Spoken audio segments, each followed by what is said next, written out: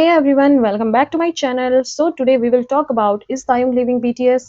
So let's start. Army आज का topic काफी हॉट है। क्या किम तायोंग यानी वी बीटीएस छोड़ने वाले हैं?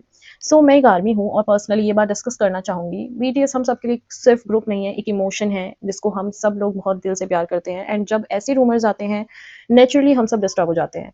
आज हम ओपनली बात करेंगे वी की जर्नी, कंट्रोवर्सीज और उनके सोलो और ग्रुप लाइफ के चैलेंजेस के बारे में एंड ये भी मैं आपको क्लियर करूंगी कि क्या वो सच में बीटीएस छोड़ने वाले हैं या सिर्फ एक रूमर है ये। So let's get started. V का जर्नी सिंपल बैकग्राउंड से शुरू हुआ और 2013 में बीटीएस के डेब्यूट के साथ उन्होंने अपना मार्क बनाया। हॉरर ड्रामा और अर्ली बीटीएस डेज में उन्होंने शो किए कि उनमें एक्टिंग और परफॉर्मेंस दोनों स्किल्स हैं। लेकिन जैसे जैसे फेम बढ़ा प्रेशर भी बढ़ गया। लेकिन तायम के लिए ये ट्रांजिशन हमेशा ईजी नहीं था बिकॉज वो बहुत ही एक सिंपल बैकग्राउंड से था और यही वजह है कि कुछ क्रिटिसिज्म होते रहते हैं इस टाइप की चीज़ों में। एंड इस पॉइंट पर ना ओपनली बात करना बहुत ज़रूरी है। वी के कुछ पब्लिक मूवमेंट्स और कंट्रोवर्सीज भी हुए हैं, लाइक पब्लिक प्लेसेस में किसी ने उनको स्मोकिंग या अल्कोहल की फोटोज देख ली उनकी, कई बार उनकी कैजुअल फोटोज लीक हुई हैं या वायरल हुई हैं जिसमें उनको क्रिटिसाइज किया गया, स्पेशली यंग फैंस के लिए। एंड सीनरी और विंटर बियर फैन फेवरेट है, लेकिन ऑफिशियली सोलो एल्बम्स के रिस्पॉन्स में मिक्स्ड रिव्यूज आए। कुछ लोग कहते हैं कि उनकी म्यूजिक स्टाइल लिमिटेड है और वायरल इम्पैक्ट उतना स्ट्रॉन्ग नहीं है। एंड कई बार ये भी हुआ है कि कभी-कभी इंटरव्यूज़ और इवेंट्स में भी ऑकवर्ड लगते हैं, लाइक जैसे डॉजर्स विजिट या इंटरनेशनल कोलैब्स में शाइनेस नोटिस हुई है एंड ये उनकी पर्सनैलिटी का पार्ट है, पर पब्लिक परसेप्शन में कंट्रोवर्सीज बन जाती हैं ये सब चीज़ें।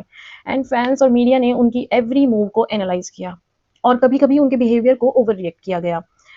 कुछ मोमेंट्स में उनको सेल्फिश या अटेंशन सीकिंग टैग भी दे दिया गया जो अनफेयर था। हर कोई अपनी पर्सनैलिटी के अकॉर्डिंग इंडिविजुअल ही होता है।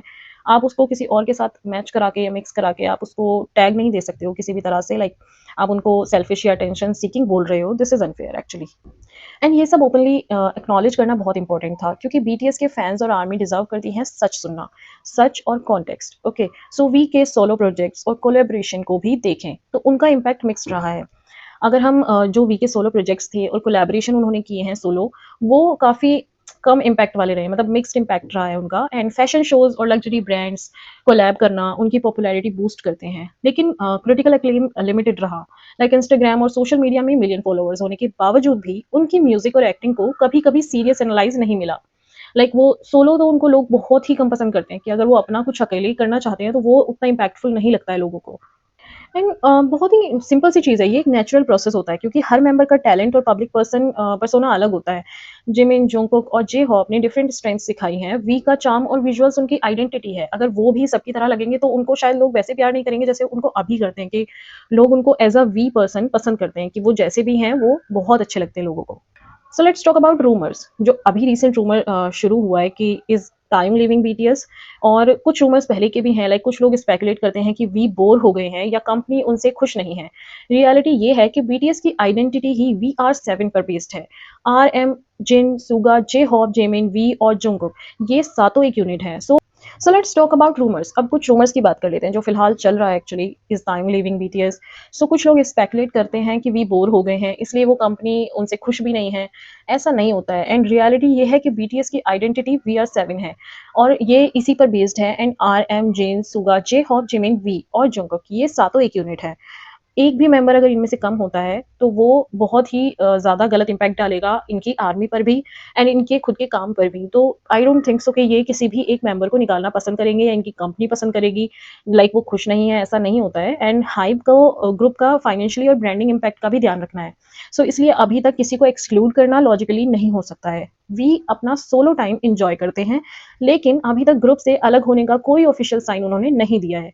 तो आर्मी फ्यूचर में सोलो प्रोजेक्ट्स और ग्रुप एक्टिविटीज दोनों चैलेंज रहेंगे एंड आरएम लीडरशिप में गाइडेंस देते रहेंगे, जिन अपने ह्यूमर और प्रेजेंस से सबको एंटरटेन करेंगे। सुगा प्रोडक्शन और फिलंथेरेपी में, जे होप एनर्जी और डांस में, जिमिन और जंगकुक वोकल्स और स्टेज परफॉर्मेंस में शाइन करेंगे और वी अपने चार्म एंड स्टाइल से आर्मी को एक्साइट करते रहेंगे। अगर कभी कॉन्टेक्ट रिन्यूअल के बाद डायनामिक्स चेंज होते हैं जो कि 2027 में होगा, फिर भी ग्रुप आइडेंटिटी और आर्मी कनेक्शन स्ट्रांग रहेगी। इन शॉर्ट आर्मी बीटीएस का जो भी कॉन्ट्रैक्ट है वो रिन्यू होगा 2027 में, मे बी तब कुछ ऐसा हो। फिलहाल तो ऐसा नहीं है। So I want to just clear that कि अभी ऐसा कुछ भी नहीं है, ये सिर्फ एक रूमर्स है। अभी बीटीएस बीटीएस ही रहेगी एंड ये 7 की वजह से ही बीटीएस है। सो अभी ये रूमर्स बंद करो, ऐसा कुछ भी नहीं होने वाला है। सो आर्मी ओपनली बात करने के बाद कंक्लूजन सिंपल है, नो, तायुंग अभी बीटीएस नहीं छोड़ रहे हैं एंड रूमर्स और स्पेकुलेशंस आते रहेंगे और कंट्रोवर्सीज भी कभी कभी फेस करनी पड़ेंगी, लेकिन बीटीएस की यूनिटी उनकी सबसे बड़ी स्ट्रेंथ है। मैं पर्सनली फील करती हूँ कि हमें पॉजिटिविटी स्प्रेड करनी चाहिए और अपने आइडल्स पर ट्रस्ट करना चाहिए। आपको क्या लगता है, क्या वी कभी बीटीएस से अलग होकर अपना सोलो करियर फुली परस्यू करेंगे? ये हमेशा आरएम जिन, सुगा, जे होप, जेमिन जोंगकुक के साथ 7 एज 1 रहेंगे? कमेंट्स में अपना ओपिनियन जरूर शेयर करें, क्योंकि आर्मी की आवाज सबसे स्ट्रांग है।